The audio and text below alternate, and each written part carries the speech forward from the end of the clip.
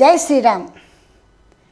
ఆధ్యాత్మిక ప్రగతిలో నడిచే సోదర సోదరి మనందరికీ కూడా ఝాన్సీ ఆధ్యాత్మిక ముచ్చట్లకి స్వాగతం, సుస్వాగతం. మొదటిగా ఆ గురుదేవులకి ప్రణామం చేసుకుంటూ, విఘ్నేశ్వరుడికి, పార్వతీ పరమేశ్వరులకి ప్రణామం చేసుకుంటూ యోగ విశిష్ట రామాయణంలోకి వెళదాం. యోగ వాసిష్ఠ రామాయణంలో వశిష్ఠ మహర్షి రామచంద్రమూర్తికి దామ వ్యాళ కటులు అనేటువంటి రాక్షసుల గురించి చెప్తున్నారు. వీరు శంబరాసురుడి వల్ల సృష్టింపబడ్డారు. ఎలాంటి పూర్వజన్మ కర్మ లేదు. ఆ కారణంగా వాళ్ళలో ఎలాంటి భావాలు ఉండవు. కాబట్టి దైత్యుల్ని దేవతల్ని సులభంగా సంహరించి స్వర్గాన్ని అధిరోహించవచ్చు అనేటువంటి ఉద్దేశం శంబరాసుడికి వచ్చింది. కాబట్టి శంబరాసురుడు ఈ ముగ్గురిని కూడా దేవతల మీదకి దండయాత్రకి పంపించాడు. అంతవరకు మనం కింద సంచికలో తెలుసుకున్నాం. అయితే వాళ్ళు చాలా ప్రయత్నాలు చేస్తున్నారు దేవతలు. వీళ్ళు దామ వేళ కట్లు అనేటువంటి వాళ్ళు ఇసుమంతైనా బెసకలేదు. దేవతలు నశించిపోతున్నారు, ఇటు రాక్షసులు కూడా పడిపోతున్నారు. ఏం జరగలేదు. అప్పుడు వెంటనే వాళ్ళు బ్రహ్మదేవుడిని ఆశ్రయించటము, బ్రహ్మదేవుడు ఆయన ఆలోచించి వీరు ఎలాంటి పాపకర్మలు లేనటువంటి వారు, కేవలము శంబరాసుని యొక్క మానసిక సంకల్పంతో మాత్రమే ఇక్కడ పుట్టారు. కాబట్టి వీళ్ళని సంహరించడం చాలా కష్టము. కేవలము యుక్తి ద్వారా మాత్రమే వీళ్ళని మనం నిలువరించగలరు మీరు అంటూ ఆయన కొన్ని ఉపాయాలు చెప్పడం జరిగింది. ఆయన ఎలాంటి ఉపాయాలు చెప్పారు? వాళ్ళ మనసుల్లో ఏవో ఒక భావాలు, వాళ్ళని పతనం చేయడానికి వీలైనటువంటి భావాలు రావాలి అనే ఉద్దేశంతో ఆయన చెప్పడం జరిగింది. సరే, ఆయన చెప్పాల్సిన ఉపాయాలు చెప్పి ఆయన నిష్క్రమించారు. ఇక్కడ ఏం జరిగిందంటే, దేవతలందరూ కలిపి ఆలోచించుకోవడం మొదలుపెట్టారు. ఎంతటి ధీరులైనా కూడా వాసనలకి వసూలైపోతారు. వీళ్ళని ఎవరు ఓడించక్కర్లేదు. వాళ్ళలో అంత శత్రువులే బయటికి వచ్చి వాళ్ళ పతనానికి వాళ్ళే కారణం అవుతారు. ఆ విధంగా మనం వాళ్ళని ప్రేరేపించాలి అని అనుకున్నారు. అంటే మొదలుగా వాళ్ళ అహంకారం రావాలి. నేను నాది అనేటువంటి భావన రావాలి. మాకంటే గొప్పవారు లేరు అనేటువంటి ప్రవృత్తి వాళ్ళలో జీవం పోయాలి. ఎప్పుడైతే ఇలాంటి భావాలు ఉత్పన్నమవుతాయో అంతఃశత్రువులే బాహ్యశత్రువులే వారి పతనానికి వాళ్ళే నాంది అవుతారు. ఇలాంటి పని మనం చేయాలి అని దేవతలందరూ కలిపి సమావేశమయ్యి ఈ ఉపాయాలను ఆలోచించుకుని మళ్ళీ తిరిగి రణరంగంలోకి ప్రవేశించారు. అందరూ కలిపి ఏమనుకున్నారంటే, ఓ దేవతలారా, ఎవరు కూడా ఆ రాక్షసుల ముగ్గురిని కూడా ఎదిరించవద్దు, ఎదిరించి యుద్ధం చేయొద్దు. ఉపయోగం లేదు, మనం చేసి కూడా ఉపయోగం లేదు. కాబట్టి మనం చేయవద్దు. సరికదా, చచ్చేవర నాయనో, ఆ రాక్షసులు చాలా బలవంతులు. నాయనా బాబోయ్, వీళ్ళు చాలా బలవంతులు. ఈ రాక్షసులు వీడిని పుట్టించిన శంబరాసుడి కంటే వీళ్ళే బలవంతులు. సాక్షాత్ బ్రహ్మాది దేవతలు వచ్చినా కూడా వీళ్ళని ఓడించలేరు అంటూ ముల్లోకాలలో వీరిని మించిన వాళ్ళు లేరు అంటే వాళ్ళని పొగుడుతూ వాళ్ళలో ప్రలోభాలు తీసుకురావాలి. ప్రలోభాలకి వాళ్ళని లోను చేయాలి అనుకున్నారు. ఇంకేముంది, దేవతలందరూ కూడా ఒక్క తాటిపై నిలిచి అదే ఆలోచనను అమలు చేయడం మొదలుపెట్టారు. ఎవరు ఎదురు తిరగడం మానేశారు. కొట్టగానే తగిలిన దెబ్బ తగలపైన పడిపోవటం, అయ్యి బాబోయ్ మీరెంత గొప్ప బలవంతులు, మీరెంత గొప్ప శక్తివంతులు, మీరు దేవతలు కూడా మీ ముందు ఎందుకు పనికిరారు, మిమ్మల్ని సృష్టించిన వాడు కూడా పనికిరాడు అంటూ పొగట్టం మొదలెట్టారు. ఎప్పుడైతే వీళ్ళు ఈ విధంగా అంట మొదలుపెట్టారో వీరి తేజస్సు చాలా గొప్పది. అయ్యి బాబా ఎప్పుడు ఇలాంటి తేజస్సు ఉన్న వాళ్ళని చూడలేదు అంటూ పొగుడుతూనే ఉన్నారండి. ఒకరోజు కాకపోతే ఒకరోజైనా కొంతకాలానికైనా వాళ్ళ మనసులో మార్పు వస్తుంది కదా. ఆ విధంగానే వాళ్ళలో మనసులో మార్పు రావటం మొదలుపెట్టింది. వాళ్ళ మనసులో కొద్దిగా అహంభావం చిగురించింది. ఓహో, మేము చాలా గొప్పవాళ్ళం, మా దేహం స్థిరంగా ఉండాలి, పడిపోకూడదు, నశించకూడదు. ఇప్పుడు మేము చూస్తున్నటువంటి ఈ సంపద అంతా శాశ్వతంగా ఉండాలి, ఇదంతా మేము పూర్ణంగా అనుభవించాలి, మేము అజేయులం కావాలి. ఈ దేవతలు కానీ మమ్మల్ని సృష్టించినటువంటి శంభరాసుడు కానీ మా ముందు చాలా అల్పులు అనేటువంటి భావం వాళ్ళ మనసులోకి బాగా ప్రవేశించింది. దేవతల యొక్క సంకల్పం నెరవేరింది. ఇలా ఎప్పుడైతే ఆలోచించి గర్వోన్నతులయ్యారో వెంటనే దేవతలు వాళ్ళని ఓడించడం జరిగిపోయింది. రామ, దీనివల్ల ఏమర్థమవుతోంది? మనలోని దుఃఖము, మనలోని బాధ, మనలోని కోరిక, ఇది ఏమిటి అనేటువంటి నైరాశ్యము మన పతనానికి నాంది అవుతోంది. కాబట్టి నీవు ఈ దామ వేళ కటుల యొక్క ప్రవృత్తిని పెంచుకోవద్దు అంటూ ఇక్కడ ఏమన్నా చూడండి. అహంకారమతో రామ మార్జయాంత ప్రయత్నతః అహం న కించిదేవేతి భావయిత్వా సుఖీ భవ. నీ యందు ఉన్నటువంటి అహంకారాన్ని ప్రయత్నపూర్వకంగా తీసేయి. వాస్తవంగా అది ఇంతైనా లేదు, కానీ భావన మాత్రం ఉంది అని తెలుస్తోంది. రామ, అహంకారం ముదచ్ఛన్నం పరమార్థేందు మండలం రసాయనమయం శీతమదృశ్యత్వముపాగతం. ఆనందకరము అమృతము అయినటువంటి తాపత్ర వర్జితమైనటువంటి ఆత్మ అహంకారం అనేటువంటి మేఘంతో కప్పబడిపోయింది.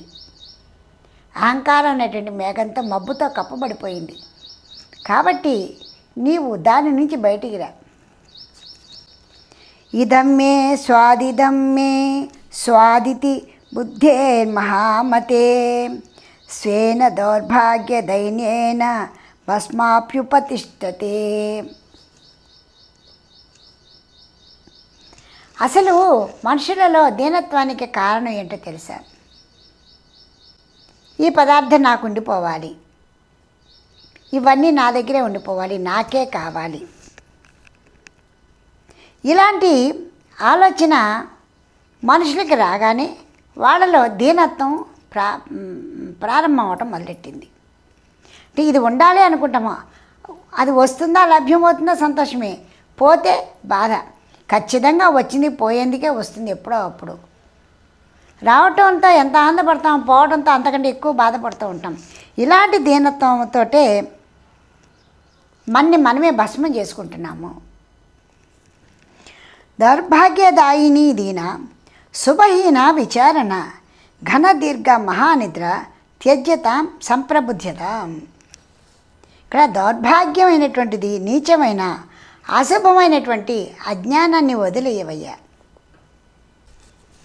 నీవు సుప్తం మాస్తీయతం వృద్ధ కచ్చపేనేన పల్వలే ఉత్థానమంగీక్రియతాం జరామరణ శాంతయే.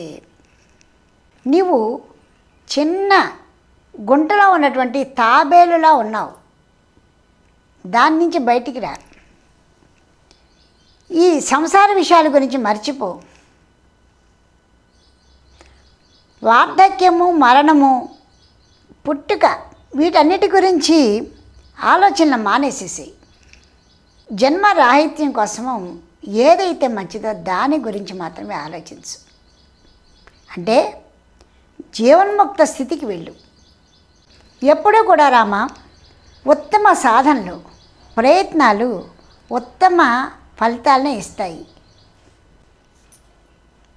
నిజానికి ఒకప్పుడు మిత్ర స్వజన బంధూనాం నందినానందదాయిన సరసీశాన మాసాధ్య మృత్యురప్యుపనిర్జిత. ఒకప్పుడు నందీశ్వరుడు మహాశివుని ప్రార్థన చేసి మరణమే లేకుండా జయాన్ని పొందాడు. అదేవిధంగా మరుత్తు అనేటువంటి ఒక రాజు యజ్ఞం చేస్తున్నప్పుడు ఆ యజ్ఞంలో ఉన్నటువంటి సంవర్తుడు అనేటువంటి మహర్షి తన పురుష ప్రయత్నించే బ్రహ్మ ఏ విధంగా సృష్టి చేశాడో, దేవతలు రాక్షసులతో కూడినటువంటి సృష్టిని ఏ విధంగా చేశాడో ఆ విధంగా సృష్టికి ప్రతి సృష్టి చేశాడు. మహాత్స్యయుక్తేన విశ్వామిత్రేణ విప్రత భూయో భూయ ప్రయుక్తేన దుష్ప్రాప తపసార్జిత. తపస్సుతోటి దృఢ సంకల్పంతో విశ్వామిత్రుడు కూడా బ్రహ్మత్వాన్ని పొందగలిగాడు. అనేక మంది చరిత్రలో పురాణాల్లో ఉన్నారయ్యా. పిష్టసే కాంబ దుష్ప్రాపం రసాయన దస్నత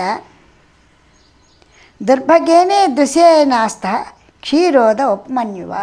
ఒకప్పుడు ఉపమన్యుడు ఎంత దరిద్రం అంటే కేవలం కొంచెం పిండి తీసుకుని నీళ్ళలో కలుపుకు తాగేవాడు. అలాంటి ఆయన తన శుభ ప్రయత్నముచే మంచి సంకల్పంతో మంచి ప్రయత్నం చేసి తపస్సు చేసి క్షీర సముద్రాన్నే పొందాడు. అంటే మన యొక్క ప్రయత్నము శక్తి మంచికి మాత్రమే ఉండాలి. అదేవిధంగా ప్రళయాంతమందు బ్రహ్మ విష్ణువాదులు కూడా నశించిపోతారు కదా, అలాంటిది కూడా లేకుండా ఒకప్పుడు శ్వేతుడు అనేటువంటి ముని ప్రయత్నంతో మృత్యువుని జయించాడు. మన యొక్క ప్రయత్నాలు అలాంటి శుభ ప్రయత్నాల కోసమే ఉండాలి. దుఃఖాన్ని చూసి దుఃఖపడుతూ ఉంటే మనం ఎవరికి మార్గోపదేశకలం కాగలుగుతాం? సావిత్రి తన యొక్క శుభ ప్రయత్నముచే మనసులో సత్సంకల్పముచే ఈ విధంగా ఎవరైతే ఉండగలుగుతారో వాళ్ళు చరిత్రలో ఎన్నదగినవారు, మార్గదర్శకులు. వారందరినీ కూడా మనం ఆదర్శంగా తీసుకొని శుభ ప్రయత్నాల వైపు మాత్రమే మనసుని మలచుకోవాలి. అది పోయి నీవు బాధపడుతున్న వాళ్ళందరి గురించి చూసి బాధపడుతూ ఇంకా నాకు ఈ జీవితం ఎందుకు అనుకుంటున్నావే? జీవితంలో ఒక భాగాన్ని మాత్రమే నీవు చూస్తున్నావు. అంతేకాదు నాయన, ఎవరికైతే లోభమోహర్షాం యస్య తాను దినం భవేత్ యథాశాస్త్రం విహరతి స్వస్వకర్మసు సజ్జన. అంటే ఎవరిలో అయితే లోభం, మోహం, క్రోధం క్షణక్షణం కూడా క్షీణించిపోతూ ఉంటుందో, ఎవరైతే శాస్త్రానుసారంగా తన కర్మని చక్కగా నిర్వహిస్తూ ఉంటాడో అతనే సజ్జనుడు. అంతేగాని అన్నిటికీ దూరంగా పారిపోయి నే సజ్జనుని అని చెప్పుకోవడం అది సరైన పద్ధతి కాదు. అన్నీ అలవరుచుకుంటూ అన్నీ ఆచరిస్తూ ఎవరైతే సన్మార్గంలో ఉంటారో వారే సజ్జనులు, వారే జ్ఞానులు. అహమాది జగదృశ్యం ఇలా నాస్యేన వస్తుతః అవశ్యమేవ తత్తస్మృత్యేహం విచారతః. నీవు చూస్తున్నటువంటి ఈ అహంకార రూపమగు దృశ్యము, కోరికలతో వ్యాపించినటువంటి ఈ దృశ్యము నిజానికి లేదు. రేపు నీవే మళ్ళీ సంచారయాత్రకి వెళ్ళి చూస్తే ఎవరైతే బాధపడుతూ ఉన్నారో వాళ్ళు సంతోషంగా ఉండవచ్చు, సంతోషంగా ఉన్నవాళ్ళు బాధపడుతూ ఉండవచ్చు. ఎక్కడైతే హరించిపోయింది అనుకున్నటువంటి ప్రదేశము, పర్యావరణము అక్కడ హరితమై చక్కగా ఆనందం కలుగుతూ ఉండవచ్చు. ఎండిపోయిన నదులు జీవకళతో ఉట్టిపడుతూ ఉండవచ్చు. కాబట్టి దృశ్యమానమైనటువంటి ప్రపంచము శాశ్వతము కాదు, మారుతూ ఉంటుంది. అందువల్ల ఇవి శాశ్వతమైనవి కాదు అనే సంగతి తెలుసుకో. దృశ్యమైనటువంటిది, నీ కంటికి కనిపిస్తున్నది, నీ వింటున్నది శాశ్వతమైనది కాదు. ఇంద్రియాలతో ఏదైతే నీవు చూస్తున్నావో అది శాశ్వతమైనది కాదు అని ఆలోచించి బాధపడటం మానివి. అయం సో అహమితి స్ఫారాన్మోహ అదన్యతరత్తమ అనర్థభూతం సంసారే నభూతం న భవిష్యతి. ఈ శరీరము, ఈ ఇంద్రియాలు నేను. ఇలాంటి ఆలోచన కంటే అనర్థదాయకమైంది ఇంకొకటి లేదు. ఎందుకంటే ఇది నాది, ఇది నేను అనుకున్నంత కాలం నీ దగ్గర ఉండవు. అవి ఉన్నా నువ్వు ఉండవు, నువ్వు ఉన్నా అది ఉండదు. ఈ రెండు కూడా పోయేవే. కాబట్టి ఇవి చాలా అనర్థదాయకమయ్యాయి. ఈ శరీరము, ఈ ఇంద్రియాలు ఇవన్నీ మహామోహాన్ని కలిగించేటువంటివి, అనర్థదాయకాలు. కాబట్టి ఆ మోహ ప్రపంచం నుంచి బయటికి రా. ఇలా చెబుతున్నప్పుడే శ్రీరామచంద్రమూర్తి ఒక ప్రశ్న అడిగారండి. కేనోపాయేన భగవన్ అహంకారో న వర్ధతే తం త్వత్తం కథయ మే బ్రహ్మన్ సంసార భయశాంతయే. మహానుభావ, ఓ మహర్షి, గురుదేవ, మీరు ఎంతో చెబుతున్నా నాకు ఏవో ఒక సందేహం వస్తూనే ఉంది. మరి ఏ ఉపాయంచే ఈ అహంకారాన్ని పెంచుకోకుండా ఉంచగలుగుతాం? ఈ అహంకారం మనలో రాకుండా ఉండాలంటే నేను ఏం చేయాలి? ఈ సంసారం కనిపిస్తున్న సంసారం అంతా కూడా లేనిదే అంటున్నారు. అది పూర్తిగా నాలో శమించిపోవటానికి నేను ఏం చెయ్యాలి? ఇప్పుడే మనం విన్నాం, ఎలాంటి పూర్వకర్మలు లేనటువంటి దామ వేళ కటులకు కూడా దేవతలు ప్రలోభాలు చూపించేపటికి, పొగిడేపటికి వాళ్ళలో అలాంటి అహంభావం వచ్చేసింది. మరి అలాంటప్పుడు వాళ్ళు రాక్షసులు దృఢ మనస్కులై ఉంటారు. అలాంటి వాళ్ళలో కూడా చివరికి దేవతలు, అంటే దేవతలనే కాదండి, ఎదురువాళ్ళు ఎవరైనా బలవంతులైతే మన బలహీనతే మన అపజయానికి కారణం అవుతుంది అని చెప్పేసి చక్కగా చూపించారు. మరి శ్రీరామచంద్రమూర్తి ఇలా అడగటంలో దోషం లేదు కదా. మరి ఇలాంటప్పుడు ఈ అహంకారాన్ని ఏ విధంగా వృద్ధి పొందకుండా, అసలు లేకుండా చేసుకోగలుగుతాం, అంకురించకుండా చూసుకోగలుగుతాము? అందుకు తగిన ఉపాయం ఏమైనా ఉందా అని అడుగుతారు. అప్పుడు వశిష్ఠ మహర్షి ఏం చెప్తున్నాడో విందాం. వశిష్ఠ మహర్షి చెప్తున్నారండి. చిన్మాత్ర దర్పణాకారే నిర్మలే స్వాత్మని స్థితి ఇది భావానుసంధాన అహంకారో న వర్ధతే. ఇది భావానుసంధానం అహంకారో న వర్ధతే.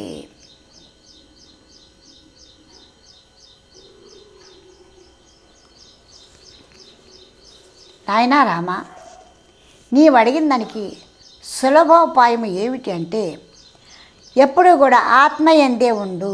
అప్పుడు బాహ్య విషయాలపై నీ మనసు వెళ్ళదు, నీలో ఎలాంటి అహంకారము రాదు.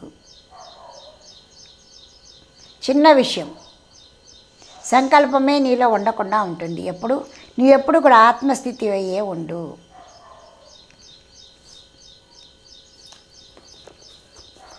మిథ్యేయమింద్రజాలం శ్రీ కిం మే స్నేహ విరాగయో ఇత్యస్త రామసంధాన అహంకారో న జాయతే. ఏ కారణం వల్ల మనలో అహంకారం ఉద్భవిస్తోంది? ఇంద్రజాలం వల్లే కనబడుతున్నటువంటి దృశ్యం వల్ల. ఇంద్రజాలంతో సమానమైనదిగా ఉన్నటువంటి ఈ దృశ్య ప్రపంచం వల్ల మనలో ఈ అహంకారం, ఈ కోరికలు, సంకల్పాలు వస్తున్నాయి. ఇవన్నీ కూడా మనలో బాహ్యంగా ముందు కనిపిస్తూ మనసులోకి వెళ్ళి మళ్ళీ తిరిగి మనకు అవే శత్రువులై మన పతనానికి నాంది అవుతున్నాయి. ఇందాక దామ వేళ కటులకి కూడా అదే స్థితి కలిగింది. తెలియకుండానే మనసులో అహంభావం పెరిగింది. వాళ్ళ పతనానికి వాళ్ళే కారకులయ్యారు. అలాంటి దుస్థితి రాకుండా ఉండాలి. అలాంటి ఆలోచనలు నీలో రాకుండా నిగ్రహించుకో. ఎంత బాగా చెబుతున్నాడండి ఆయన. నిజానికి ఇవన్నీ కూడా మనకి నిత్య సత్యాలండి. మనకి ఎవరో ఏదో అంటారు, కోపం వస్తుంది, ఆ కోపంతో ఏదో చేస్తాం.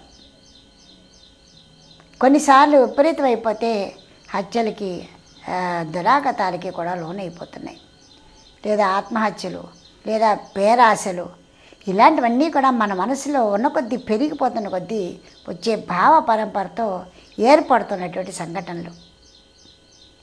ఏమండి, చెడే కాదు, విపరీతమైన అతి భక్తి కూడా ఎంతోమంది ప్రాణాలు తీసుకున్నట్టుగా మనం చూసాం. ప్రతిదీ కూడా ఆలోచించి చేయగలిగితే మనం ఎప్పుడూ కూడా చక్కగానే ఉంటామండి. ఏ పని చేసినా, భక్తి అయినా, భగవంతుని ధ్యానమైనా, తపస్సైనా, యజ్ఞమైనా, యాగమైనా, చెడు పనైనా, మంచి పనైనా కూడా జాగ్రత్తగా ఆలోచించి చేస్తూ ఉంటే తప్పకుండా ముక్తి మార్గానికే వెడతాం. మిడిమిడి జ్ఞానంతో వెళ్ళేది ఎప్పుడూ కూడా ప్రమాదకరమే. మిడిమిడి జ్ఞానంతో వెళ్ళేది ఎప్పుడూ కూడా ప్రమాదకరమే. అయితే రామ, త్రివిధో రాఘవాస్తీహ త్వహంకారో జగత్రయే దౌ శ్రేష్ఠ వితరస్వాజ్య శృణుత్వం కదియామితే. ఈ ప్రపంచం 3 విధాలైనటువంటి అహంకారాలతో ఉంది. అందులో ఒకటి త్యజించేయాలి, 2 శ్రేష్టాలు. అహం సర్వమిదం విశ్వం పరమాత్మాహమచ్యుతః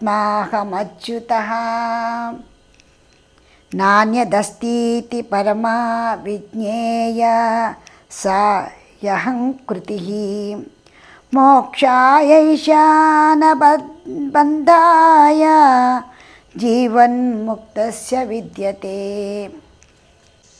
మొదటి విషయం, అహంకారంతో కూడుకున్నటువంటి ఈ సమస్త జగత్తు, అంటే నేను, నాది, నేను అనేటువంటి సమస్త జగత్తు, పరమేశ్వరుడు అంటే అచ్యుతుడు కూడా 2 నేనే, నాకంటే అది భిన్నము కాదు, దానికంటే నేను భిన్నము కాదు అనేటువంటి దృఢ నిర్ణయం నీ మనసులోకి రావాలి.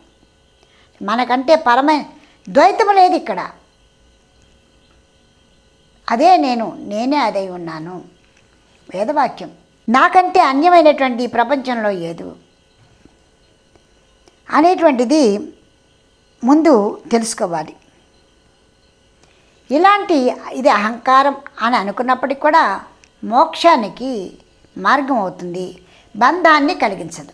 అది నేనై ఉన్నాను, నేను అది ఒకటి అనేటువంటి భావం ఎప్పుడు కూడా బంధాన్ని కలిగించదు, మోక్షానికి కారణమవుతుంది. ఇది జీవన్ముక్తి యొక్క స్థితి. రెండోది, నేను సమస్త దృశ్యం కంటే వేరుగా ఉన్నాను, నాకు దానికి సంబంధం లేదు, నేను వేరు, దృశ్యం వేరు, వేరుగా ఉన్నవాడను, కనిపిస్తున్న దృశ్యానికంటే కూడా నేను వేరైనటువంటి వాడను అనేటువంటి భావం.